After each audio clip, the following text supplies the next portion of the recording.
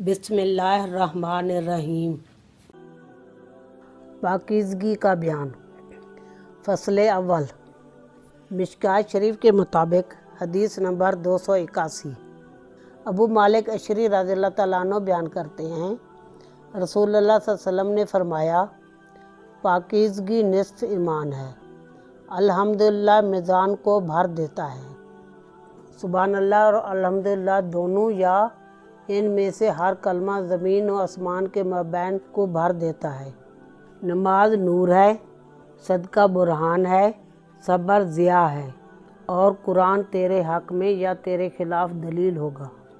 ہر آدمی صبح کے وقت اپنے نفس کا سودا کرتا ہے، پس وہ اسے آزاد کرا لیتا ہے یا ہلاک کر دیتا ہے۔ اور ایک دوسری روایت میں ہے، لا الہ الا اللہ واللہ اکبر، زمین و آسمان کے مابین ہر چیز کو بھر دیتے ہیں۔ میں نے یہ روایت صحیحین میں پائی ہے، نہ میدی کی کتاب میں اور نہ ہی الجامع میں، لیکن دارمی نے اسے سبحان اللہ والحمدللہ کے بدلے ذکر کیا ہے۔